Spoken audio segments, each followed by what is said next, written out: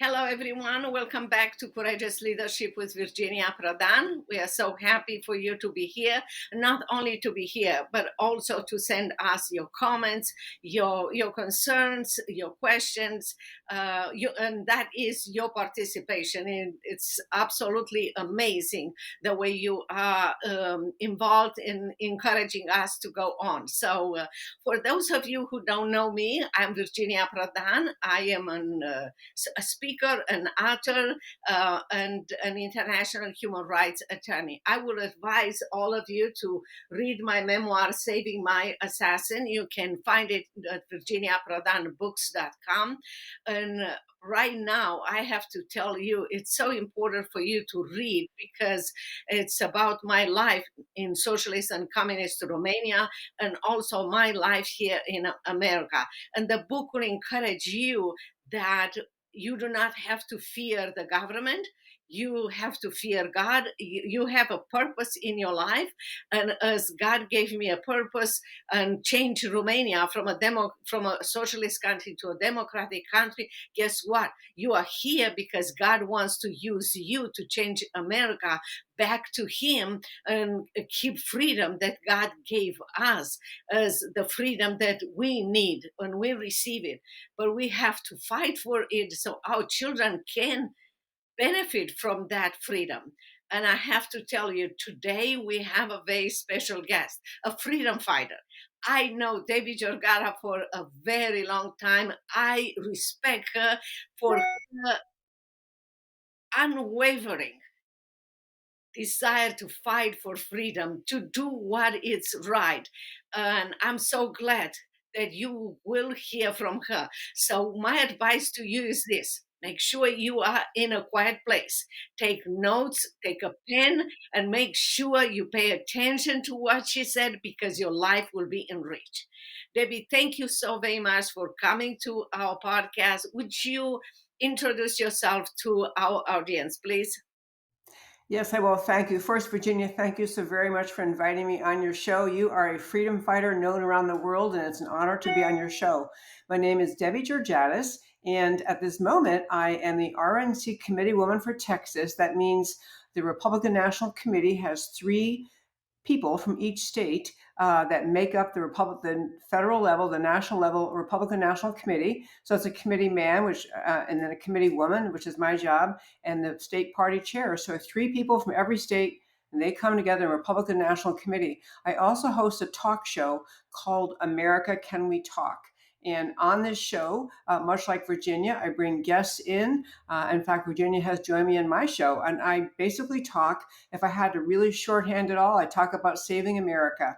I try to inspire people to understand why America is unique and extraordinary and great, and why the privilege of being an American must be defended and fought for and really just understood by the people. America's founding was unique. The promise of our founders that people have God-given rights. I always add simply because they were born. And we in America, our job is every generation's job is to protect America. And at this particular time in American history, there's a great need to understand the many threats that really are, they're just direct attacks on the idea of America as founded on the promise of freedom in the founding of America. That is so wonderful, and I know you are a lawyer. Tell us how you started, how God put on your heart to move from being a lawyer to being a host of a show to be a committee woman, how that came about. I would be happy to. In my years ago, I was a litigator in California. I worked in a large corporate law firm and defended businesses in employment-related disputes. And so I was a litigator. I happened to meet my wonderful husband at that law firm. We got married, and several years later, we decided to have three kids, had them right in a row. And so I did a long stint as a stay-at-home mom. I often say best job I ever had. I did a stay-at-home mom thing, and we moved a few times, but we came to Texas in the year 2000. And when we got here, right away, I met a new friend who was encouraging me to get involved in this Republican Women's Club. So I joined that club, and Republican women's clubs do great things. They bring in speakers. They help establish camaraderie among Republican women, and you feel like you've got some allies around you. So I was very active in the Republican women's club world, but I also became immersed in studying the data about how women vote. And I did a great deal of research on in America that trends and tendencies for women's voting. And so I wrote a book. Actually, in 2012, I wrote a book called Ladies Can We Talk? And I basically was based on the data I had studied. And the short term summary is that the book was trying to talk to women about don't vote your freedom away, don't vote for big government, don't vote for big government programs, because the bigger you make government, the more you'll lose your freedom. So it's a policy book talking about a wide range of issues. So I just wrote that book trying to speak to women, and it was right around the time that our youngest child flew the coop. So our kids are grown, they're out of the house, and at that point, just because I ended up writing the book and got some media interviews because of the book, and someone called me back from Atlanta actually and just said, "You have a great voice. You should try radio." So I never really thought about that, but I ended up with a radio show at a local. It was on Salem Radio for 5 years, and it was kind of a continuation of the theme of my book. I changed it from "Ladies Can We Talk" to "America Can We Talk," but the same kind of ideas, trying to inspire people to understand the consequence of their voting decisions and the policies they believe in. So anyway, I did that, and then 5 years ago now, because I've been doing this show a little over 10 years. 5 years ago, I moved it away from Salem Radio and did now, Virginia, what you're doing, which is a podcast. And I'll tell you one great thing. And you mentioned in the beginning when you encourage people to email you and comment. It's amazing the difference it makes when people can see you. They kind of feel like they're their friend. I mean, they write notes, and so I've continued doing the show now for 10 years, and it's the same. It's always a theme about saving America. I certainly dive into candidates, elected officials, think tanks, policy arguments, but it gets down to just trying to inspire people to understand why America is great and that we should all vote to preserve it. What would you say to young people um, that might be maybe like you in a situation many years ago, that maybe they were professional, they have kids, now the kids grew up and they feel like they have a mission, but they are too maybe they have too many questions. How am I going to do as a Christian? I'm already under attack in America and so forth. What would you say to them? That is such a great question, Virginia, because it's interesting. When even this, where I just described this gentleman who called back and said, "Hey, you should try radio." I didn't. If my first reaction was, "Well, I'm not trained in radio. I don't know how to do that," and I soon realized that many people in radio and television and our media voices are not trained. The single thing I urge people to do is really pray about the idea that God has a purpose for your life. And it isn't always something you realized, since childhood or even realized as a young adult finishing college. But really, the preservation of America requires many, many voices to speak up. And so don't be intimidated by thinking, well, I don't know exactly how to do whatever it is I feel called to do. Believe that God's guiding your life. You will end up with some plan, maybe something you didn't foresee, maybe something that you've always wanted to do. And then, no one knows when you start anything exactly all the questions that will come up. You don't know, what you might get asked to do and think, oh, I don't know how to do that. But you kind of just learn along the way. You don't need to know everything. In fact, someone was just saying to me recently about, we're not too sure about having kids. I mean, because we don't know this or that. And I said, nobody knows when you start out, how to do everything as a parent. You learn as you go along. But America needs people at this time, truly needs people, especially you talk about young people, needs people who can see, as you do so well, Virginia, can see what's happening to our country, can see the attack of leftism, which in my view is just anti-American thought. you can see that attack, and the country needs many, many voices explaining why the leftist tendencies that we're watching in our country are dangerous, will end up hurting us. And as you, especially as you study and you understand what's happening, you can be, everyone can play a part, whether in their particular community or one avenue of work. But there's a great need for voices that have passion and intelligence. You'll figure everything else out as you go along. You are so right about this. One is, many times I tell people to read the book because they will find out how God put people in my life to help me in the mission that I have to do it. Not only in Romania, but here in America. You know, I'm work with Alliance Defender Freedom, with Family Research Council, and with people at different area and different branches. When I started, maybe I thought like everyone else, well, I don't know how to do it, but God will provide for you.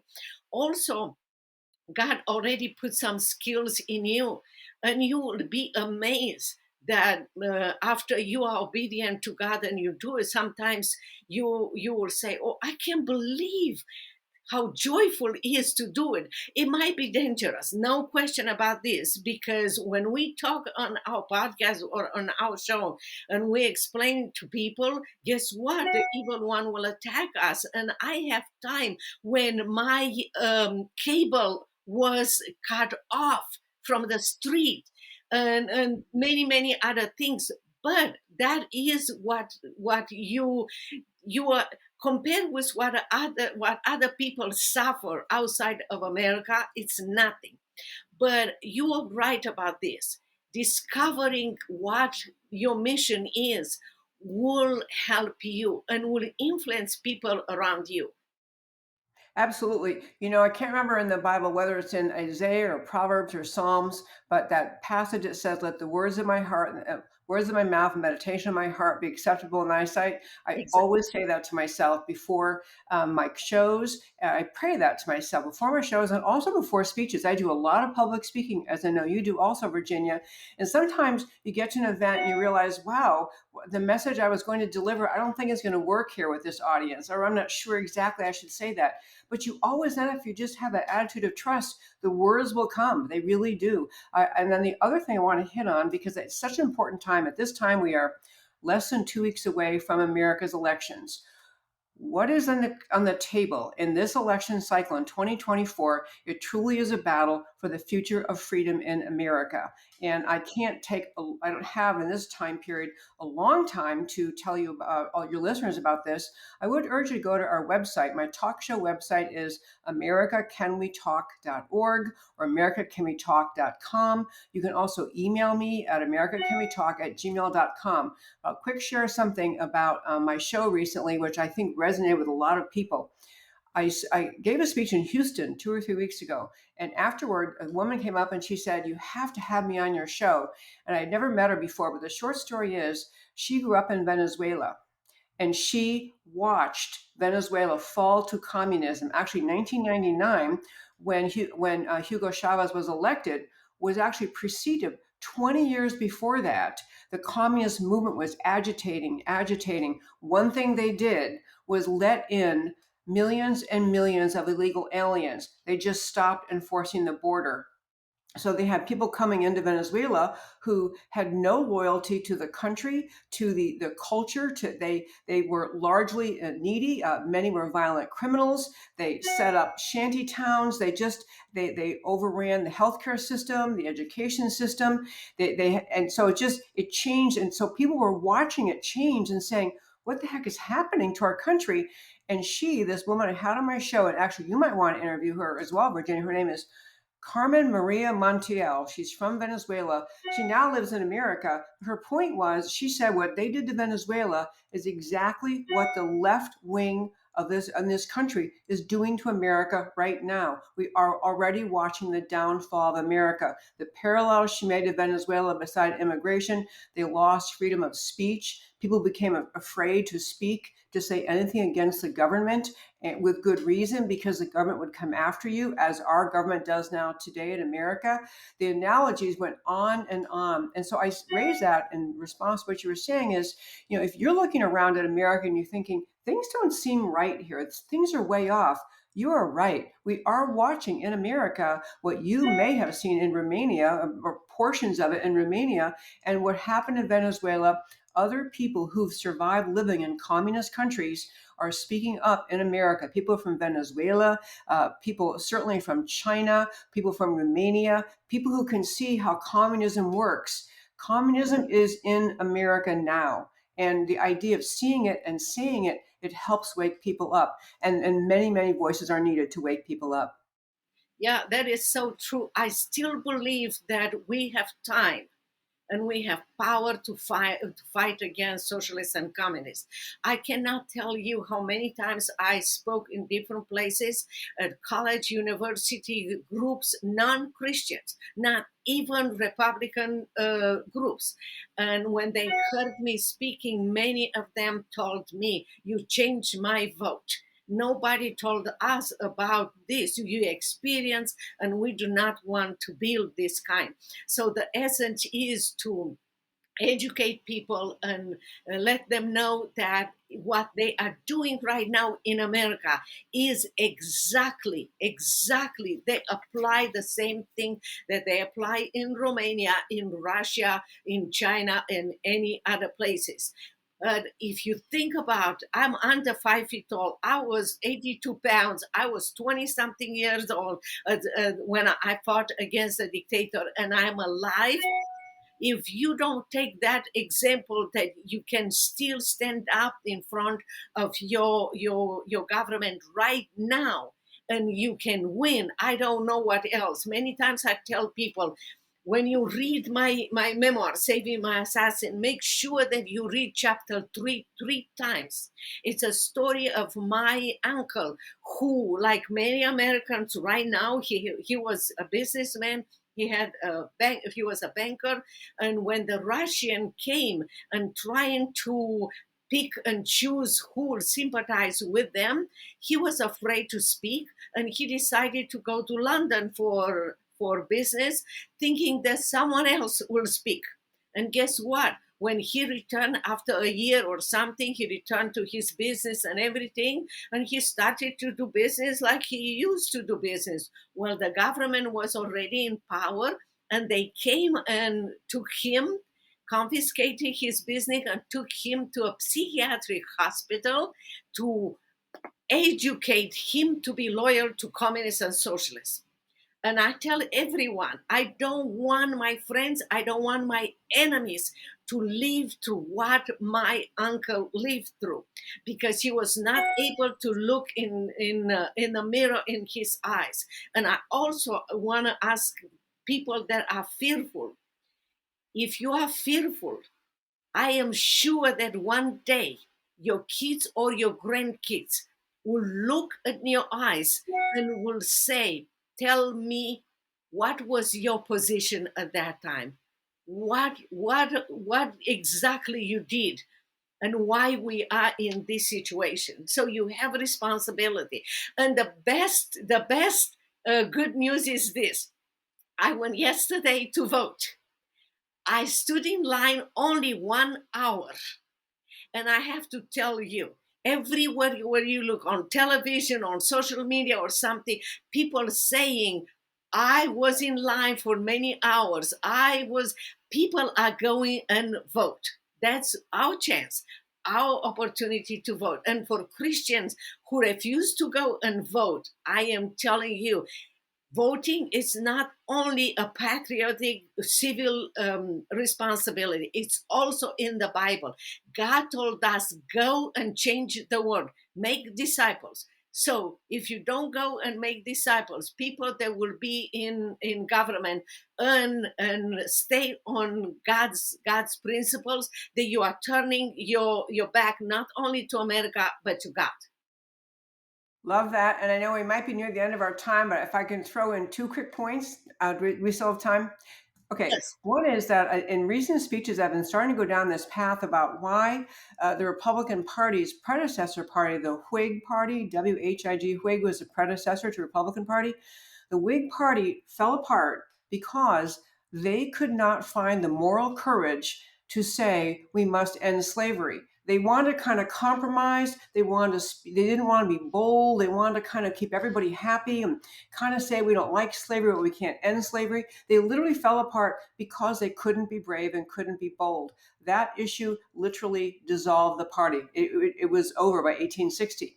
And the Republican Party was born of this determination that we will end slavery. We will honor the founding idea of America, that all men are created equal.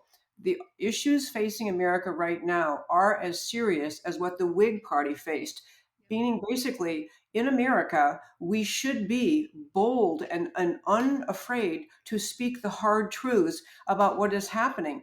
The southern border has been abandoned by the current administration because they are facilitating an invasion. Nothing less. It's not money, it's nothing else than just they're facilitating an invasion. We must be brave. We must be to tell the truth about that. We must be brave about election integrity, a very big issue. We must be brave about transgendering small children and the sexualization of children.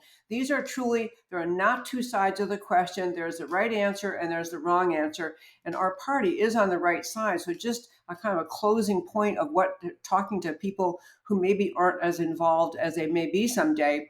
Be bold, be brave. Truly, God will reward you when you stand up for what is true. You mentioned you went through far more persecution than I ever have. The worst thing that happens to brave people these days is they might write mean things about you in social media. You know what? Consider it an honor. Say thank you very much and move right along. Do not get intimidated about speaking truth. Exactly. And we already have in America liberal state. They will say they cannot hold any more immigrants. They are putting immigrants in the hotel, and citizens of America don't have resources after a hurricane or big disaster to be helped. And we are putting those illegal immigrants on our money. It's not right. It's not correct. Also, we have already states that adopted laws that if parents do not agree with the government to change the sex of their kids, they will take the kids from them. How long and how far do you want to go? Because if we don't vote, our biblical values, and we vote for someone who will bring America back, and I believe my opinion is Donald Trump, soon we are not going to be able to go to church. We are not going to be able to have a Bible, and the list goes on and on. We have already resources and things, people that are saying and showing that Harris already said that she will not accept abortion for any religious. So whatever your religious is or something, she's not respecting that. It's clear, and so it's like you said, it's very, very important. This can be the last election in America. Without any doubt, this could be the last election for many, many reasons, including that the way communists work, and you saw it in Romania, Virginia, and other people see it in other countries. When they get power, they are on a mission. They are simply trying. The goal is always to expand their power, their control over the people, and to have the people have fewer and fewer rights. So in America right now, we have problems with election integrity, really big problems. And if people who are in power now, which is the Democrat Party, which has completely been subsumed by Marxism, they've been overtaken by leftism. They're no longer the Democrat Party of your grandfather or some old relative who used to vote Democrat, and you thought that was the friendly party. Party. That's not today's Democrat Party. They have become Marxist. They do control the levers of power. They already make it very difficult to challenge election integrity issues. And if they get another term, the southern border will be completely open. Everyone they brought here who has no belief in or understanding of America will become voters. Those people will vote in a permanent. We will never have a Republican, or it to be, even leaving out of politics, a conservative Christian leadership in this country or in any state. It will just be gone because of what they're doing. The left is, what's a good word? They are relentless. They are on a mission. Conservatives tend to try to find a good candidate. He never stopped. Everyone He never stopped trying They to never destroy stop, and the America. mission is to eventually destroy your freedom. And that's what today's Democrat Party is. Yeah. And one thing that I want to mention is for everyone who goes and vote, not only that you vote your values, but when you receive the ballot, before you put it inside, make sure, check your ballot to make sure that it reflects your choices. Because I had seen on several radio and television that people discovered there was contrary to what they put their choices. So make sure that sometimes, I don't know if it's done on purpose or the computer makes mistake, but make sure that you do that. Yes, and I'll also add on that to vote all the way down the ballot, because it's great to vote for the president and your member of Congress in your state. You may have a Senate candidate up, I don't know, but and your state representatives. But the judges here in Texas, the judicial races are very important. Judges are very powerful in society. Yes. Right now, we're watching a lot of them, in my view, and I'm a lawyer by background, as you are too, but I see many decisions, especially out of the federal district courts in Washington, D.C. They are simply no longer pursuing the rule of law and honoring law. That is a very political agenda driven, politically driven agenda, and much to the harm of the rule of law. So vote for the judges, vote all the way down the ballot.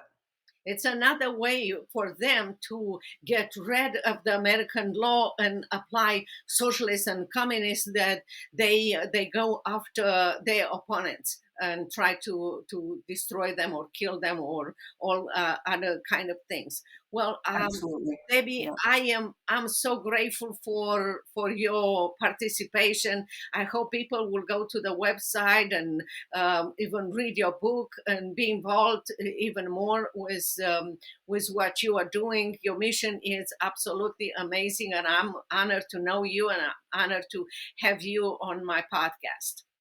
Well, I thank you right back. Your mission is incredible. Your story is incredible. I love your book. I've read it twice. It's just an extraordinary book. So I urge your listeners also, if they haven't, to get your book and read it and understand your perspective. You really bring a firsthand perspective, which is very, very persuasive. And thank you so much for inviting me to join you on your show. We are glad to have you. Thank you so very much, everyone. I hope you send us your questions, your comments. You share this podcast with others. They might learn lots of things like we all learn during this time. And I hope, like Debbie said, I hope you read my memoir, Saving My Assassin. That will encourage you. You can buy it at virginiaprodanbooks.com. But the memoir will inspire you to find your mission, to understand that you have a mission, that God will help you as He helped me, little tiny me, to work through me. God worked through me and changed Romania from socialist to communist. God wants to use you, each one of us, and together to bring America back to democracy and to keep America free, not only for us, but for generations to come. Thank you so very much again. And until next time, God bless you, and keep sending your question or your comments. Bye-bye.